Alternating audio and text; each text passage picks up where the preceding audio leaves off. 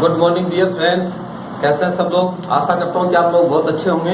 अपना जो वीडियो चल रहा था पाचन तंत्र का, पिछला जो वीडियो अपने अपलोड किया था वो पाचन तंत्र का था। और पाचन तंत्र में मुख गुहा की बात अपन कर रहे थे। किसकी बात कर रहे थे?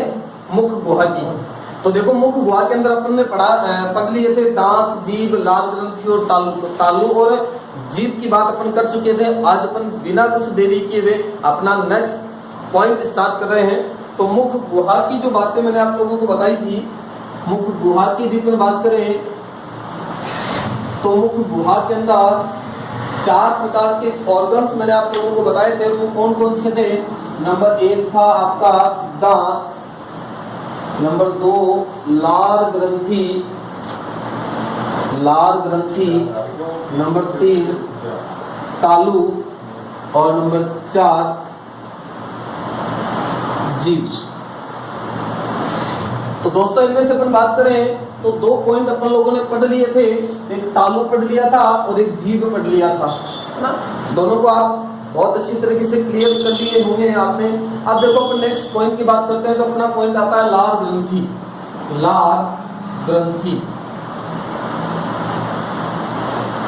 Salivary gland. लार ग्रंथियों की यदि अपन बात करें तो लार ग्रंथियां स्तनधारियों में 4 प्रकार की होती है। जैसे कि आप लोगों को पता है कि लार ग्रंथि से क्या निकलती है दोस्तों? लार सीक्रेट होती है। लार मतलब आपके मुंह में मिठाई देखते ही या फिर कुछ चटपटा देखते ही आपके मुंह में पानी सा आता है, उसको अपन लार कहते हैं। और ये लार कहां से सीक्रेट होती है?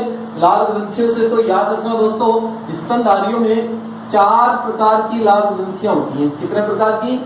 4 प्रकार की लार ग्रंथियां उपस्थित होती हैं। और इन चारों प्रकार की लार ग्रंथियों की मैं बात करूं तो सबसे पहली आती है आपकी इंफ्रा ऑर्बिटल।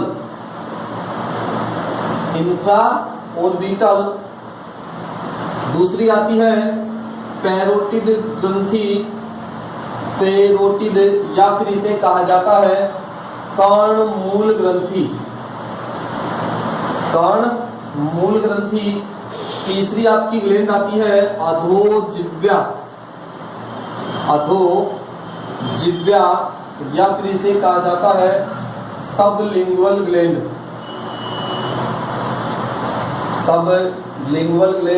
और चौथी जो आपकी ग्लैंड आती है वो है उपजंभिका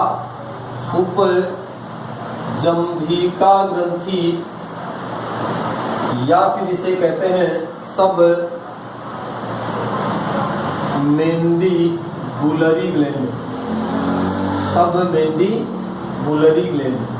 तो दोस्तों, ये आपकी 4 प्रकार की लार ग्रंथियां हैं।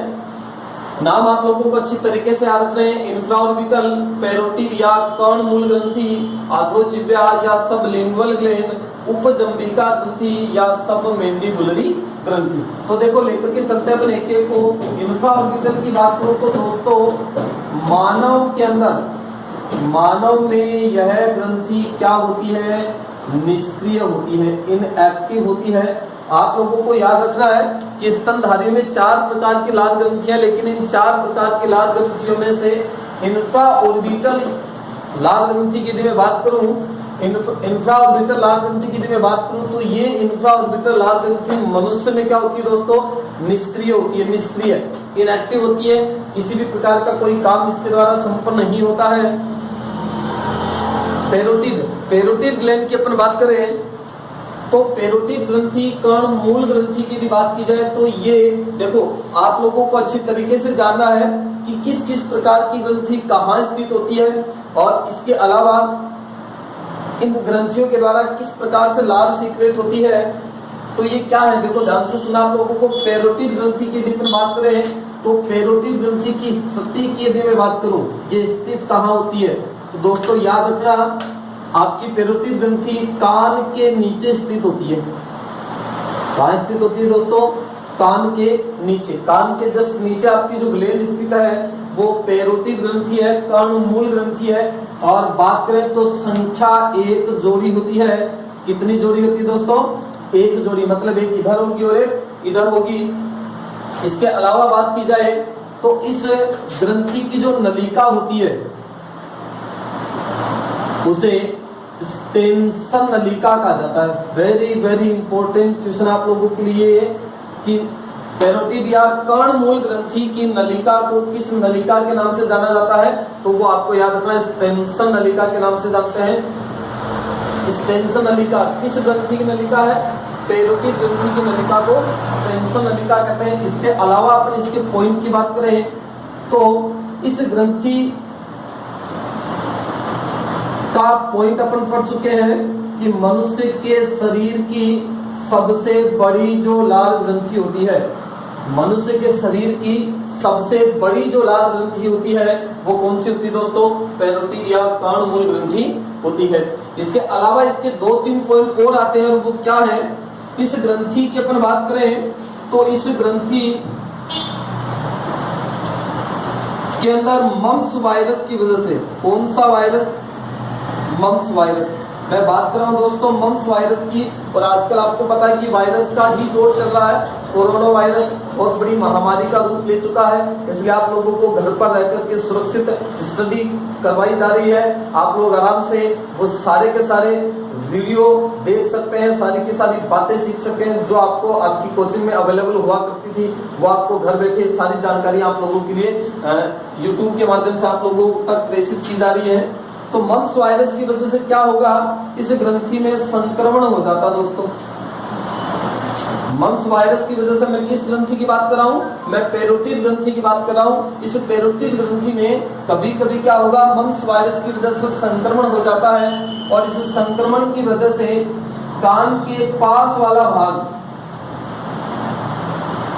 कान के पास वाला भाग क्या हो जाता है दोस्तों? सूज जाता है, या फिर मैं बोल सकता हूं गाल सूज जाते हैं। और इस रोग को नाम मिला है मम्प्स कर्णफेर या गलसुआ। मम्प्स कर्णफेर या फिर गलसुआ, मारवाड़ी भाषा में अपन इसको गलसोड़ा बोलते हैं। गलसोड़ा, देखो आपको पता है कि गाल यहाँ से सूज जाता है तो उसको गलसोड़ा के नाम से जानते हैं। लेकिन हमेशा याद रखना, यदि गला नीचे की ओर सूजता है, यहाँ से यदि वो सूजता है तो उसको गलगंड रोग नाम देते हैं। गलगंड कह सकते हैं, गोइटर कह सकते हैं, घेंगा रोग कह सकते हैं। और दोस्तों याद रखना, वो आप लोगों का थायरोक्सिन हार्मोन की कमी से होता है। थायरोक्सिन हार्मोन के अंदर आयोडीन तत्व की प्रचुर मात्रा उपस्थित होती है। तो यदि आयोडीन की कमी हो गई तो थायरोक्सिन की कमी हो गई, और थायरोक्सिन की कमी होगी तो कौन सा रोग पैदा होता है? गलगंड या घेंगा, जिसको अपन बोलते हैं। मैं बात कर रहा हूँ गलसुआ की, तो यहाँ से गाल सूजेगा, और ये आप सबको पता है। तो याद रखना, मम्प्स वायरस की वजह से पैरोटिड ग्रंथि में संक्रमण हो जाता है, जिसकी वजह से कान के पास वाला भाग या गाल सूज जाता है, जिसे मम्प्स कर्णफेर या गलसुआ रोग के नाम से जानते हैं। इसके अलावा इसकी मैं बात करूं तो सर्प और तोड़, इन दोनों के अंदर आपकी ये ग्रंथि कौन सी ग्रंथि में कन्वर्ट हो जाती है दोस्तों? विष ग्रंथि में रूपांतरित हो जाती है। तो याद रखना, सर्प और तोड़ में आपकी पैरोटिड ग्रंथि कौन सी ग्रंथि में कन्वर्ट हो जाएगी? विष ग्रंथि में, मतलब ये जहर की ग्रंथि के अंदर रूपांतरित हो जाएगी, कन्वर्ट हो जाएगी। तो ये इतनी बातें आप लोगों को किसकी आदत नहीं दोस्तों? पैरोटिड ग्रंथि की आदत नहीं है। इंफ्राऑर्बिटल की बात करें तो मनुष्य में इनएक्टिव है, और पैरोटिड ग्रंथि को हिंदी में कहा जाता है कर्णमूल ग्रंथि। क्या कहते हैं? कर्णमूल ग्रंथि। इस ग्रंथि की बात करें तो कान के नीचे स्थित है, एक जोड़ी होती है। इसकी नलिका को स्टेनसन नलिका कहा जाता है। कौन सी नलिका बोलते हैं? स्टेनसन नलिका। सबसे बड़ी लाल ग्रंथि, चारों लाल ग्रंथियों में से सबसे बड़ी जो लाल ग्रंथि है वो कौन सी है? पैरोटिड है। अब देखना, एक पॉइंट और आता है इसका कि ग्रंथि खुलती कहाँ है। तो दोस्तों याद रखना, ये ग्रंथि ऊपरी द्वितीयक चर्वणक दांत के पास खुलती है। कहाँ खुलती है दोस्तों? ऊपरी द्वितीयक चर्वणक दांत के पास खुलती है। अब चर्वणक दांत कौन से? ये जस्ट अपन आगे पढ़ेंगे जब दांत की बात मैं करूंगा। तो स्थित कान के नीचे होगी, एक जोड़ी होगी, नलिका स्टेनसन नलिका कहलाती है। कहाँ खुलती है? ऊपरी द्वितीयक चर्वणक दांत के पास खुलती है। सबसे बड़ी लाल ग्रंथि है। मम्प्स वायरस की वजह से संक्रमण हो जाएगा, जिसको मम्प्स कर्णफेर या गलसुआ रोग के नाम से जानेंगे अपन। अब तीसरी जो आपकी ग्रंथि आती है वो आपकी दोस्तों अधोजिह्वा। अधोजिह्वा को अंग्रेजी में कहा जाता है सबलिंगुअल ग्लैंड। तो बात करें इस ग्रंथि की, तो ये ग्रंथि भी दोस्तों एक जोड़ी होती है। कितने जोड़ी होती है? एक जोड़ी। और एक जोड़ी, अब ये देखो ये भी एक जोड़ी है लेकिन स्थित का है कान के नीचे। और ये अधोजिह्वा की बात करें तो इसकी स्थिति की यदि मैं बात करूं तो ये ग्रंथि स्थित होती है दोस्तों जीभ के नीचे। कहाँ स्थित होती है? जीभ के नीचे स्थित होती है। इस ग्रंथि की नलिका को स्पेंसन नलिका कहा जाता है, जबकि इस ग्रंथि की नलिका को बार्थोलिन या रिवीनस नलिका के नाम से जानते हैं। तो बार्थोलिन नलिका कौन सी ग्रंथि की नलिका को कहा जाता है? तो याद रखना है आपकी अधोजिह्वा सबलिंगुअल ग्लैंड को कहा जाता है। इसके अलावा बात करें तो ये ग्रंथि सबसे ज्यादा लार स्रावित करती है। सबसे ज्यादा लार कौन सी लार ग्रंथि सीक्रेट करती है दोस्तों? तो उसका उत्तर आपका अधोजिह्वा। याद रखना सबसे बड़ी लार ग्रंथि आपकी पैरोटिड है और सबसे छोटी लार ग्रंथि, याद रखना सबसे छोटी लार ग्रंथि, सबसे छोटी लार ग्रंथि किस ग्रंथि को कहा जाता है दोस्तों? वो अभी आपकी कौन सी है? अधोजिह्वा है। सबसे बड़ी लार ग्रंथि पैरोटिड है, सबसे छोटी लार ग्रंथि अधोजिह्वा है। अब अंतर की दृष्टि से आप इनको बहुत अच्छी तरीके से तैयार कर सकते हैं। तो एक जोड़ी है, जीभ के नीचे स्थित है और इसकी नलिका को बार्थोलिन या रिवीनस की नलिका कहा जाता है। सबसे छोटी लार ग्रंथि है ये और सबसे ज्यादा लार सीक्रेट करती है। सबसे छोटी है फिर भी सबसे ज्यादा लार सीक्रेट करती है। आपकी पैरोटिड ग्रंथि खुल रही थी ऊपरी द्वितीयक चर्वणक दांत के पास। कहाँ खुलती है? ऊपरी द्वितीयक चर्वणक दांत के पास, जबकि अधोजिह्वा कहाँ खुलती है? तो कल मैंने आपको ये जीभ के नीचे एक संरचना की बात करके गया था मैं, जिसको जिह्वा टाई या फ्रेनुलम नाम दिया था मैंने। क्या नाम दिया था? जिह्वा टाई या फ्रेनुलम। उस फ्रेनुलम के पास खुलती है। तो ये ग्लैंड आपकी कहाँ खुलती है दोस्तों? फ्रेनुलम के पास खुलती है। फ्रेनुलम के पास खुलती है। कौन सी ग्लैंड की बात करें अपन? अधोजिह्वा की। तो वापस रिपीट कर लेते हैं। एक जोड़ी है, जीभ के नीचे स्थित है, इसकी नलिका को बार्थोलिन या रिवीनस की नलिका कहा जाता है। कहाँ खुलती है? जिह्वा टाई या फ्रेनुलम के पास खुलती है। सबसे छोटी लार ग्रंथि है और सबसे ज्यादा लार स्रावित करती है। उपजम्बिका की यदि बात करें तो उपजम्बिका को अंग्रेजी में सब मैंडिबुलरी ग्लैंड कहा जाता है। और इस ग्रंथि की यदि बात करें तो ये ग्रंथि भी कितने जोड़ी है दोस्तों? एक जोड़ी होती है। संख्या में एक जोड़ी। स्थिति की बात करूं तो ये ग्रंथि दोनों जबड़ों के संगम पर स्थित होती है। कहाँ स्थित होती है? दोनों जबड़ों के संगम पर स्थित होती है। और इस ग्रंथि की नलिका को कहा जाता है वाहार्थन नलिका। कौन सी नलिका कहा जाता है दोस्तों? वाहार्थन नलिका। और ये दोस्तों खुलती है आपके निचले कृंतक दांत के पास।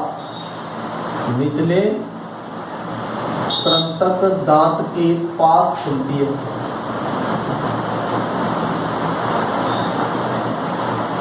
तो ये बातें आप लोगों को उपजम्बिका की। उपजम्बिका का नाम है सब मैंडिबुलरी ग्लैंड। तो देखो ये जो डाटा है आप लोगों का, ये डाटा आपको याद रखना है कौन सी ग्लैंड का? या आपकी उपजम्बिका का। और मैं अलग अलग इनको लिख दे रहा हूं। ये जो डाटा आप लोगों को दिख रहा है वो सारा का सारा डाटा है आपका इसका। और कर्णमूल ग्रंथि की बात करें तो ये सारा डाटा आपकी कर्णमूल ग्लैंड का है। तो देखो आप लोगों को बहुत अच्छी तरीके से याद आएगा ये।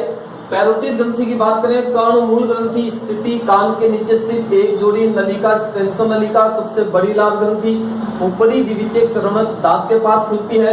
और इस ग्रंथि में मम्प्स वायरस की वजह से संक्रमण हो गया तो कान के पास वाला भाग सूज जाएगा, जिसको मम्प्स करण फेल या गलसुआ रोग कहा जाता है। और एक बात और याद रखना, इस रोग के लिए MMR का टीका लगाया जाता है। MMR का टीका 3 रोगों में लगाया जाता है दोस्तों। पहले M का मतलब है मम्प्स, दूसरे M का मतलब है मिजलस, R का मतलब होता है रूबिएला। तो मम्प्स, मिजलस और रूबिएला तीनों का टीका, मतलब तीनों रोगों का एक टीका है, जिसको अपन कौन सा टीका बोलते हैं? MMR का टीका कहा जाता है इसको। इसके अलावा सर्प और टोड में, ये क्वेश्चन भी आप लोगों के लिए बड़ा इंपॉर्टेंट बनता है कि सर्प और टोड में कौन सी ग्रंथि किस ग्रंथि में कन्वर्ट हो जाती है, तो आपकी कौन सी ग्लैंड है, पैरोटिड ग्रंथि।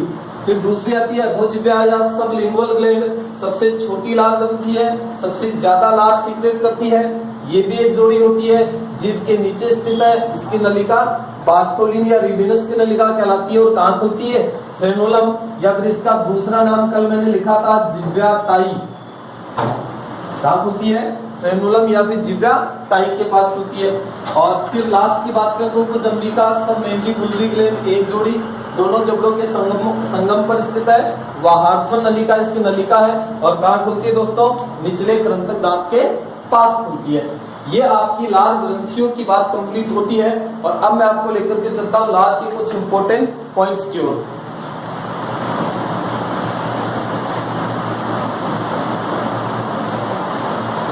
देखो दोस्तों, लाल क्या काम संपन्न करती है, क्यों अपनी मुख गुहा से लाल सीक्रेट होती है, तो 2-3 इंपॉर्टेंट क्वेश्चन यहाँ से काफी बार पेपर्स में पूछे जाते हैं और वो कौन कौन से प्रश्न पूछे जाने की पूरी संभावना होती है, तो आप उसको थोड़ा सा ध्यान से सुनेंगे। देखो अपन बात करें तो आप सबको पता है कि लाल ग्रंथियों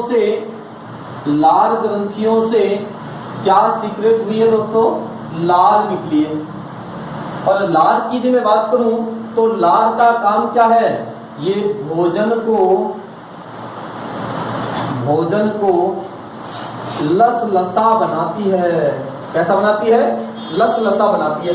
एक छोटा सा एग्जांपल यदि मैं आपको बताऊं तो आपको बिना चुपड़ी रोटी का एक टुकड़ा बिना सब्जी लगी हुई, मतलब आपको बिना सब्जी बिना चुपड़ी रोटी का एक टुकड़ा मुंह में चबाना हो, थोड़ी देर बाद चबाने के बाद उसको आप हथेली पर डाल करके देखेंगे तो आप यकीन मानिए उस चबाए हुए भोजन के अंदर बहुत सारी लाल मिक्सअप हो चुकी है।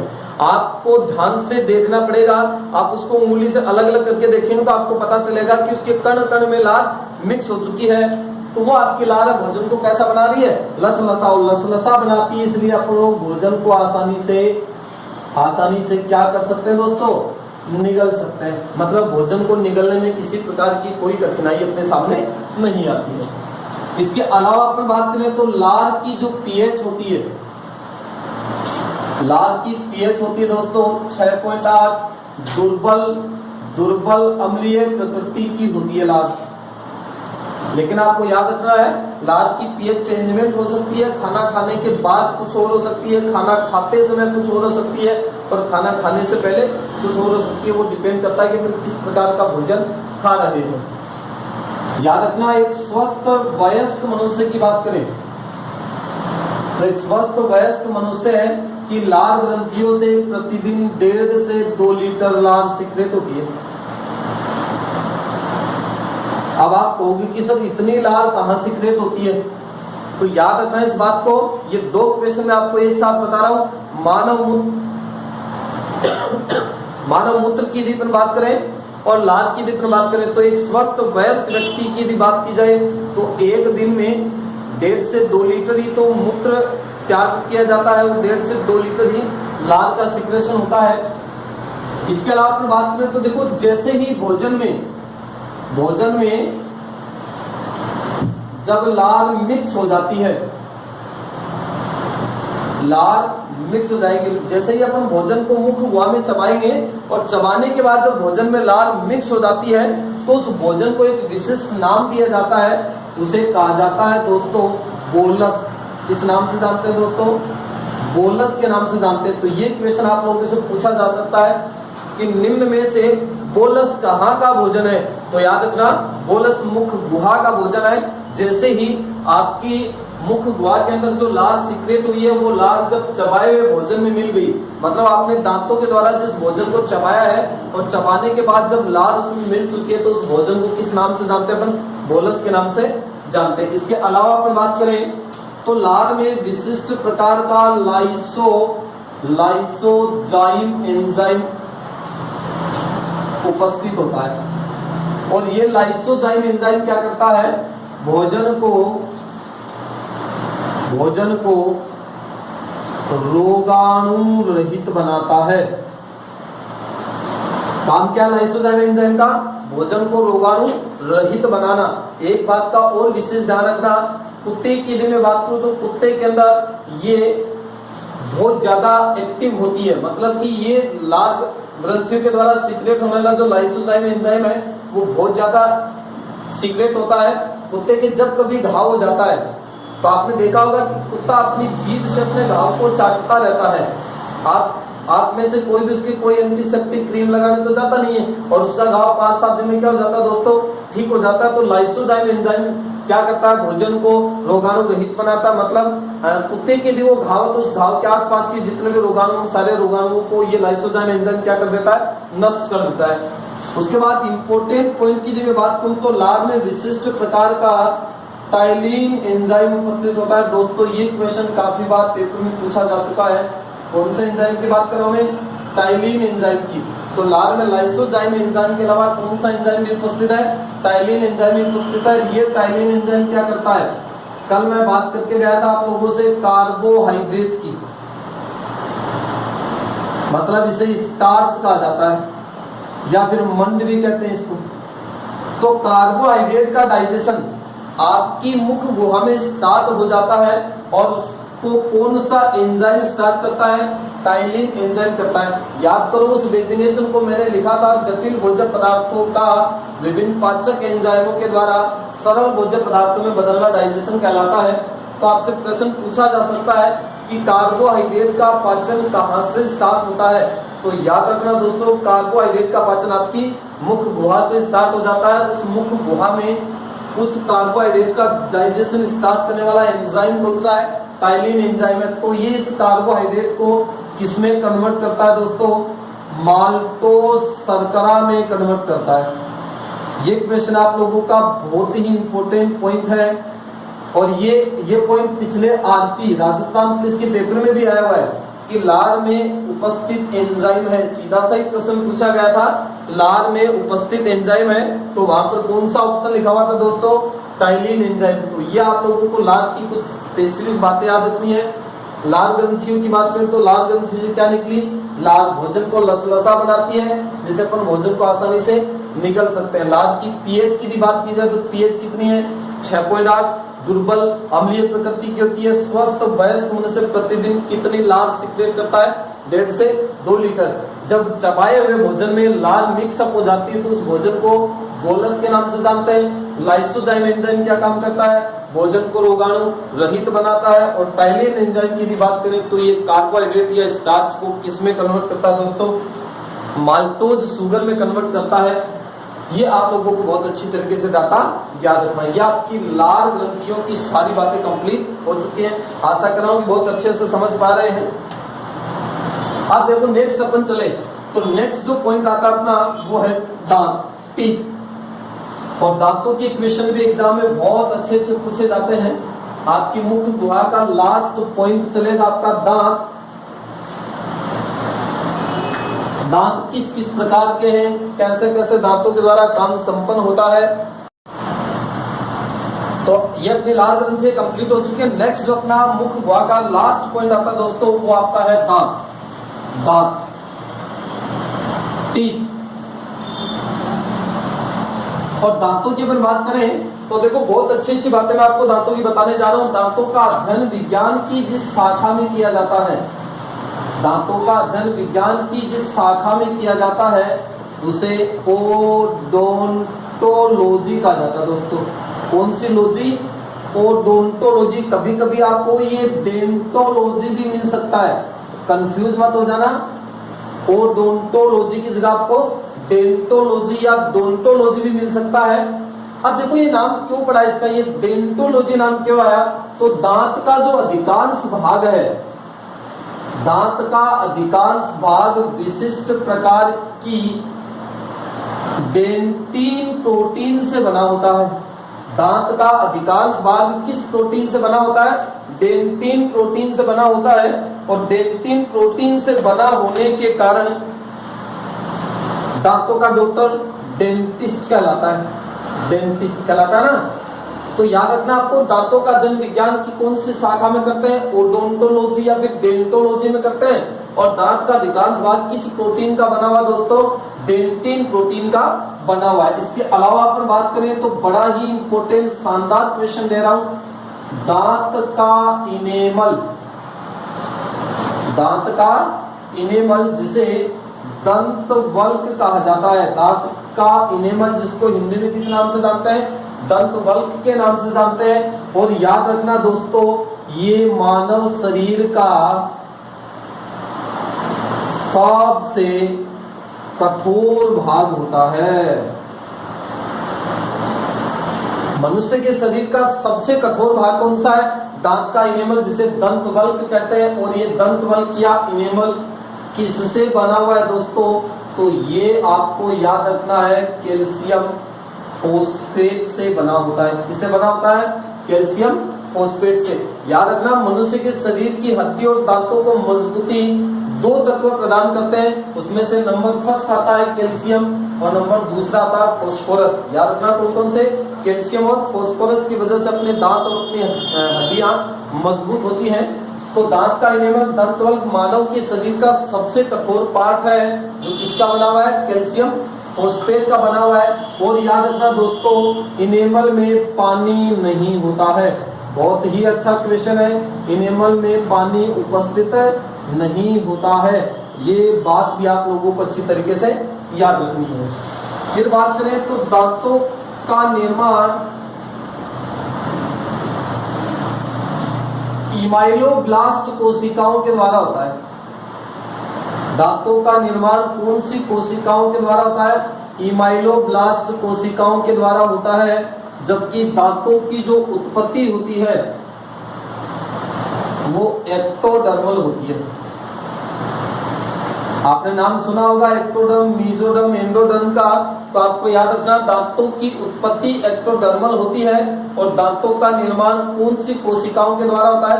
इमाइलोब्लास्ट कोशिकाओं के द्वारा होता है। फिर बात करें तो मनुष्य के कुल दांत कितने होते हैं दोस्तों? कुल दांतों की संख्या मनुष्य में होती है 32। कुल दांतों की संख्या कितनी होती है? 32। और इन 32 दांतों की यदि मैं बात करूं तो इनमें से कुछ दांत तो होते हैं एक बार दंती, और एक बार दंती दांत सिर्फ लाइफ में कितनी बार आएंगे? एक ही बार आएंगे। एक बार दंती दांत लाइफ में सिर्फ कितनी बार आते हैं? एक बार। इसलिए इनको स्थायी दांत भी कहा जाता है। और इनकी संख्या दोस्तों होती है कितनी? 12। कितनी होती है? 12। तो याद रखना, 32 दांतों में से एक बार दंती, एक बार दंती का मतलब एक ही बार आएंगे, या स्थायी दांत। और स्थायी का मतलब क्या है? एक बार आगे तो आगे बस, फिर आगे, फिर टूट गए तो कभी जिंदगी में वापस नहीं आएंगे। उनकी संख्या तो कितनी है? 12 है। और दूसरे प्रकार के दांत होते हैं द्विबार दंती। अब आपको साफ साफ पता चल रहा है, द्विबार का मतलब 2 बार आएंगे, और 2 बार आते हैं इसलिए इनको अस्थायी दांत कहा जाता है। अस्थायी दांत कहते हैं, या फिर इन्हें दूध के दांत भी कहा जाता है।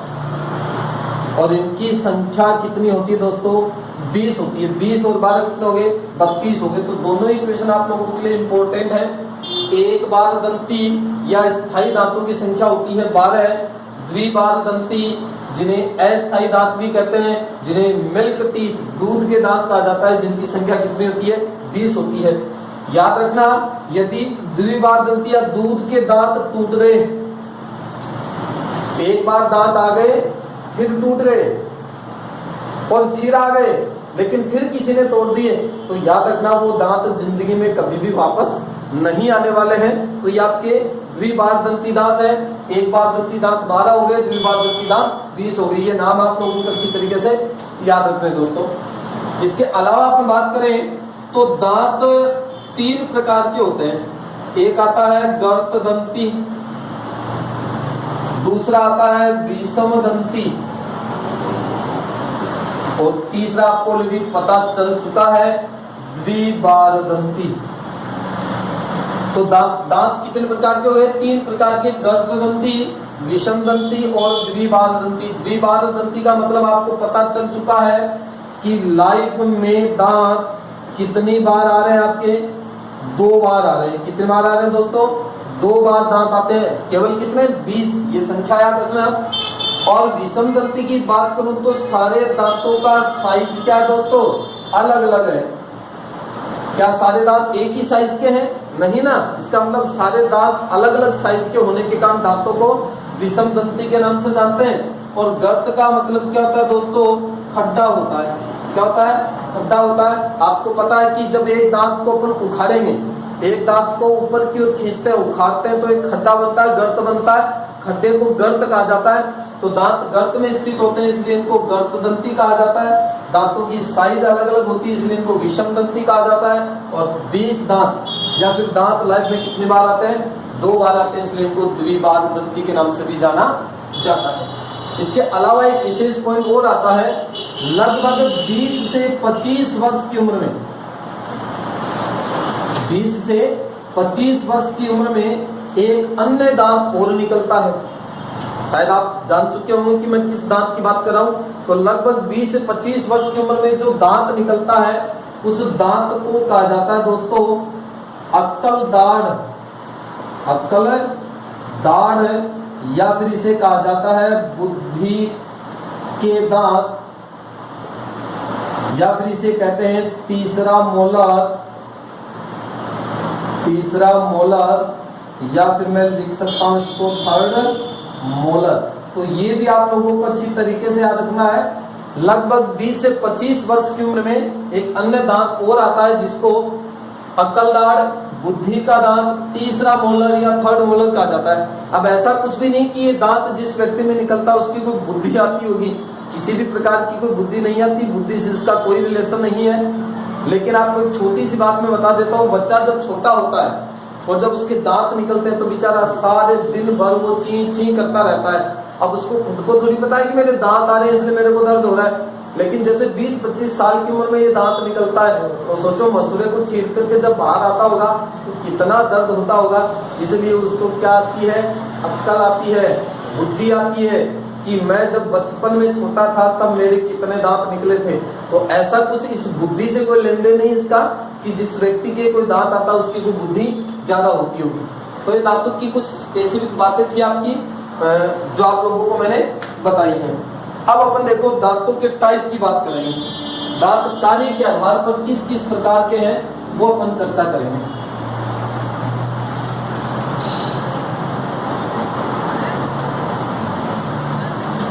अब अपन पढ़ेंगे कार्य के आधार पर दांतों के प्रकार। और आपको मैं एक दंत सूत्र बताता हूं किस किस प्रकार से आपके जबड़े में दांत विन्यासित हैं। तो वो आप लोग थोड़ा सा ध्यान से सुनेंगे इस बात को। दंत विन्यास, दंत विन्यास या दंत सूत्र, दंत विन्यास या दंत सूत्र। तो देखो दोस्तों, यह आपको याद रखना है 21-23 बटा 21-23 गुणा 2 बराबर 16/16 बराबर 32। अब आप बोलोगे सर ये क्या लिख दिया आपने इतनी देर में? तो आपके जबड़े कितने हैं? 2 जबड़े। आपके ऊपर वाले जबड़े को मैक्सिला कहा जाता है, नीचे वाला जबड़ा मैंडिबल कहलाता है। देखो एक ऊपरी जबड़ा है जिसको मैक्सिला बोलते हैं, दूसरा निचला जबड़ा है जिसको मैंडिबल कहा जाता है। तो याद रखना ऊपरी जबड़े का नाम क्या है? ऊपरी जो जबड़ा है आपका उसका नाम है मैक्सिला, और निचला जो जबड़ा है उसे कहा जाता है मैंडिबल। और इस मैंडिबल का एक शानदार क्वेश्चन और बनता है, मानव शरीर की सबसे मजबूत जो हड्डी है वो कौन सी है? मैंडिबल है। सबसे छोटी, जैसा कि अपने पहले वीडियो में बात की थी, सबसे छोटी कान की स्टेपीज होती है, सबसे लंबी आपकी फीमर होती है, और सबसे मजबूत जो हड्डी होती है शरीर की वो है आपकी मैंडिबल, निचले जबड़े की हड्डी। तो ऊपरी जबड़ा मैक्सिला है, निचला जबड़ा मैंडिबल है। दोनों जबड़ों में से आप सबको पता है कि एक ही जबड़ा मूवमेंट करता है। आप मेरी तरफ गौर से देखेंगे, एक ही जबड़ा मूवमेंट करा, वो कौन सा? निचला मैंडिबल जबड़ा मूवमेंट करता है। मैक्सिला जबड़े में किसी प्रकार की कोई गति नहीं होती है। तो ध्यान से देखना, जो दांत है वो 4 प्रकार के हैं। पहला जो दांत आता है उसका नाम है दोस्तों कृंतक, और इस दांत को इंसाइजर कहा जाता है। इंसाइजर जिसको अपन किससे डिनोट करते हैं, आई से डिनोट करते हैं। पहला दांत कौन सा आपका, कृंतक इंसाइजर जिसको अपन आई से डिनोट करेंगे। एक बात का विशेष ध्यान रखना, ये दांत के प्रकार आपको पढ़ाए जा रहे हैं कार्य के आधार पर। तो कार्य के आधार पर दोस्तों दांत कितने प्रकार के पढ़ रहे हैं अपन, 4 प्रकार के। पहला दांत आपका कृंतक जिसे इंसाइजर बोल रहे हैं। दूसरा दांत आता है रदनक जिसे कैनाइन कहा जाता है, कैनाइन्स इसको अपन सी से डिनोट करते हैं। तीसरा दांत आता है अग्रचर्वणक, अग्रचर्वणक जिसे प्रीमोलर दांत कहा जाता है और इसे डिनोट करते हैं पीएम से, प्राइम मिनिस्टर, पीएम प्रीमोलर। और लास्ट जो दांत आते हैं अपने वो है चर्वणक जिन्हें मोलर दांत कहा जाता है और इन्हें डिनोट करते हैं किससे, एन से। तो ध्यान देना आपका दंत सूत्र क्या है, ये रहा 21 23 बटा 21 23, 2 से गुणा इसलिए किया, 2 जबड़े हैं और ये वैल्यू जब अपन पुट करेंगे तो अभी मैं आपको निकाल करके बताता हूँ कि आप लोगों के दांत किस प्रकार से विन्यासित है। तो आप ध्यान देते जाना, ये 21 23 दांत ऊपर वाले जबड़े के हैं, 21 23 दांत नीचे वाले जबड़े के हैं। ये आपको एक सूत्र याद रखना है। तो देखो पहले दांत कृंतक है, दूसरे रत्नक है, तीसरे अग्रचर्वणक है, चौथे चर्वणक है। ध्यान से सुना, 2 को 2 से गुणा करेंगे। ये 2 जो आपको दिख रहा है यहाँ पर, ये 2 ये ऊपर वाली संख्या से गुणा होगा तो ये नीचे वाली संख्या से भी गुणा होगा। तो 2 को 2 से गुणा करेंगे, कितने हुए दोस्तों, 4 हो गए। कितने हो गए, 4 बटा, फिर 2 को 2 से गुणा करेंगे तो कितने हो गए, 4। अब आपको सबको पता है कि 4 दांत ऊपरी जबड़े में हो गए और 4 दांत निचले जबड़े में हो गए, तो टोटल दांत कितने हो गए दोस्तों, 8 दांत हो गए। समझ पा रहे हैं ना, आपको 21 23 बटा 21 23 याद रखना है। अब देखो 2 को 2 से गुणा करेंगे तो 4 तो ऊपर हो गए और 2 को 2 से गुणा करेंगे 4 नीचे हो गए। 4 और 4, 4 बट्टा 4 1 नहीं है, 4 दांत ऊपरी जबड़े के हैं, 4 दांत निचले जबड़े के, तो टोटल दांत कितने हो गए, 8 दांत हो गए। फिर बात करें 1 को 2 से गुणा करेंगे तो 1 को 2 से गुणा करते तो 1 कभी नहीं आता है, बहुत सारे इसको 1 लिख देते हैं। 1 को 2 से गुणा करेंगे कितने आएंगे दोस्तों, 2 आएंगे। इसी प्रकार नीचे 1 को 2 से गुणा करेंगे कितने हो गए, 2। 2 दांत ऊपरी जबड़े में, 2 दांत निचले जबड़े में, टोटल दांत कितने हो गए, 4। समझ में आ रही ना बातें। फिर देखो 2 को 2 से गुणा करेंगे 4 बट्टा 2 को 2 से गुणा करेंगे 4, टोटल कितने 8। फिर 3 को 2 से गुणा करेंगे 6 बट्टा 3 को 2 से गुणा करेंगे 6 और 6 दूनी 12। तो ध्यान से सुनना, 8 और 4 12, 12 और 8 20 और 20 और 12 32। तो टोटल दांत कितने हो गए दोस्तों, 32। आप काउंट कर सकते हैं, 16 दांत ऊपरी जबड़े में और 16 दांत निचले जबड़े में। 6 और 4 10, 10 और 2 12 और 12 और 4 16। तो 16 दांत ऊपरी जबड़े में, 16 दांत निचले जबड़े में। ये जो मैंने आपको विन्यास बताया है ये तो है वयस्क आदमी का, वयस्क का।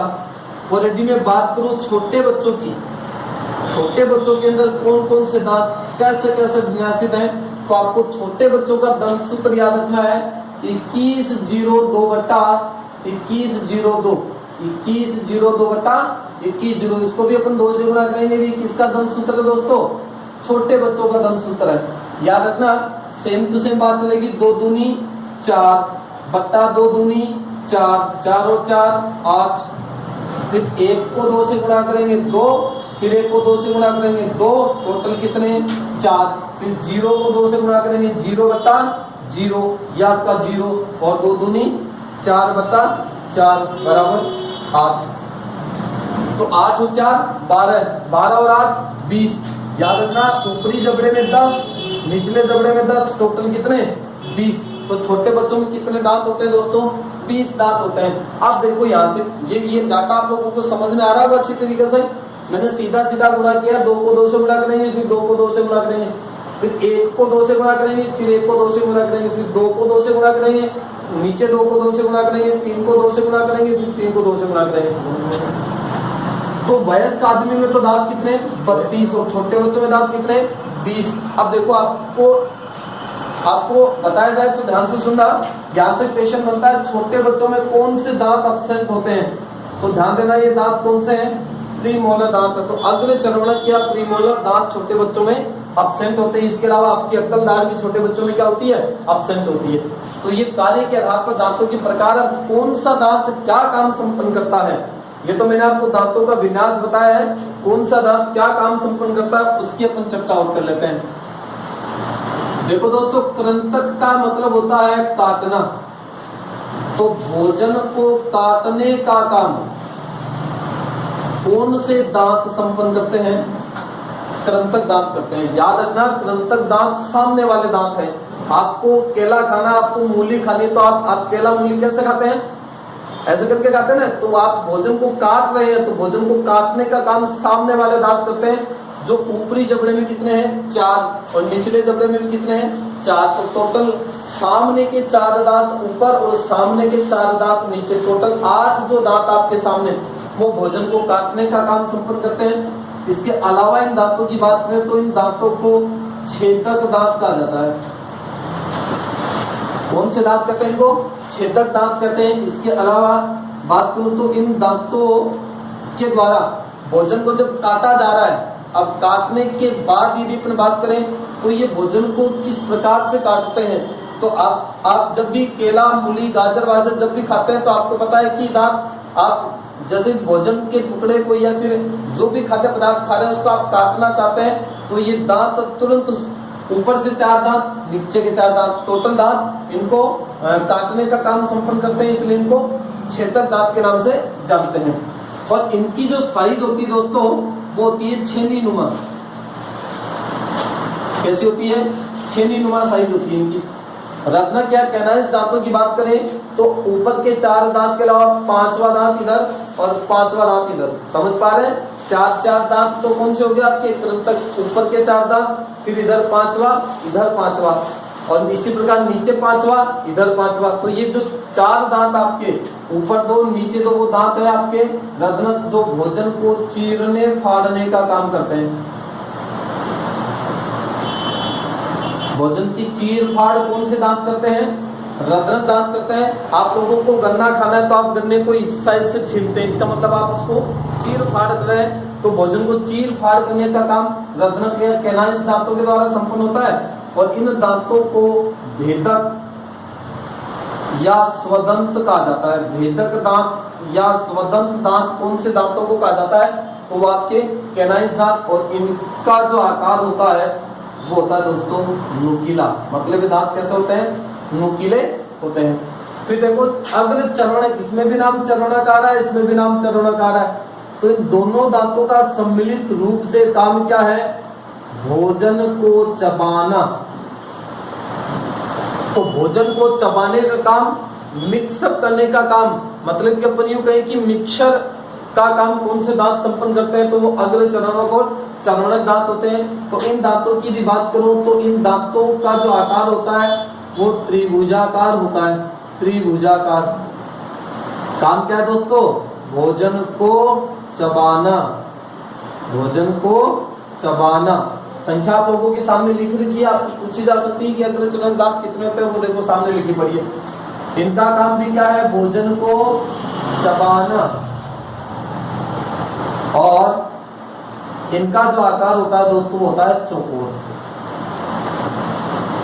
अब देखो इसमें से एक क्वेश्चन और बनता है, आपको पेपर में क्वेश्चन दे दिया, निम्न में से स्माइल टीथ किन टीथ को कहा जाता है, मतलब कि मुस्कुराहट के दांत कौन से दांत होते हैं। तो आप सब जान चुके होंगे कि स्माइल कौन से दांतों से की जा सकती है, तो वो आप लोगों को अच्छी तरीके से पता है। स्माइल और सिर्फ आगे वाले दांतों की होती है।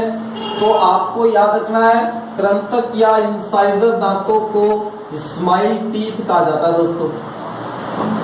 कौन से टीथ कहते हैं, स्माइल टीथ के नाम से इनको जाना जाता है। तो ये कार्य के आधार पर आपके दांतों के प्रकार है, थोड़ा मैं इनको रिपीट कर देता हूँ। कृंतक, इंसाइजर, रत्नक, कैनाइन, अग्र चरणक, प्रीमोलर, चरणक, मोलर। अग्र चरणक और चरणक दांत का काम क्या है, भोजन को चबाना। रत्नक दांत का काम क्या है, भोजन को चीरना फाड़ना। कृंतक दांत का काम क्या है, भोजन को काटना। इन्हें छेदक दांत कहते हैं, इनको भेदक दांत कहा जाता है। इनका आकार छेनी नुमा है, इनका आकार नुकीला है। और प्रीमोलर्स कैसे होते हैं, आपके त्रिभुजाकार होते हैं। चरणक दांत कैसे होते हैं, चौकोर होते हैं। अब आपको याद रखना कि किस प्रकार से आपके जबड़े के अंदर ये दांत विन्यासित है। तो आप थोड़ा सा गौर करेंगे मेरी बात के ऊपर। ये आपका ऊपर वाला जबड़ा है और ये आपका निचला जबड़ा है। तो दोस्तों ध्यान देना, 4 दांत ऊपरी जबड़े में, तो मैं इस प्रकार से दिखा रहा हूं, 1 2 3 4 सामने के 4 दांत। इसी प्रकार 4 दांत इनके जस्ट नीचे, 1 2 3 4 हो गए। 4 और 4 कितने हो गए? 8 दांत आपके कृंतक हो गए। फिर देखो रत्नक कैसे विन्यासित होंगे, 2 दांत ऊपर है और 2 ही दांत नीचे, तो दोनों इधर कभी नहीं होंगे, 1 दांत इधर 1 दांत इधर। तो ऊपरी जबड़े में 2 दाएं बाएं हो गए।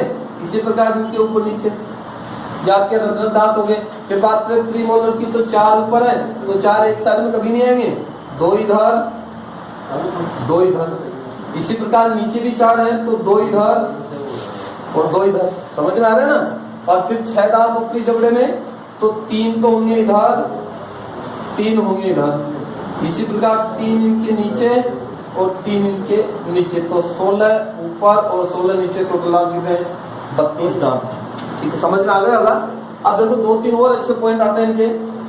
पूछा जा सकता है कि मांसाहारी जीवों में कौन से दांत सबसे ज्यादा विकसित होते हैं। तो याद रखना दोस्तों, रत्नक दांत, क्योंकि मांसाहारी जीवों में भोजन को चीरने फाड़ने का काम ज्यादा संपन्न होता है, इसलिए कैनाइंस दांत क्या काम संपन्न करते हैं? भोजन को चीर फाड़ करते हैं। तो मांसाहारी जीवों में कौन से दांत सबसे ज्यादा विकसित दांत होते हैं? तो वो आपके कैनाइंस दांत। इसके अलावा क्वेश्चन पूछा जा सकता है, आपका हाथी हुआ, खरगोश, चूहा, गिलहरी। देखो खरगोश, चूहा, गिलहरी भोजन को कुतर कुतर करके खाते हैं, तो इनके जो इंसाइजर दांत होते हैं, आपको सबको पता है कि आगे वाले दांतों से तो कुतरते हैं भोजन को वो, और आगे वाले दांत कौन से? इंसाइजर दांत। तो इंसाइजर दांतों की अगर बात करें तो चूहा, खरगोश और गिलहरी के अंदर इंसाइजर दांत जिंदगी भर बढ़ते रहते हैं, जीवन भर वृद्धि करते रहते हैं, इसलिए इन दांतों को जड़ रहित दांत के नाम से जाना जाता है। कौन से दांत कहलाते हैं? जड़ रहित दांत के जड़ रहित दांत कहलाते हैं, या जड़ रहित दांत इंसाइजर दांतों को कहा जाता है। कौन से जीवों में?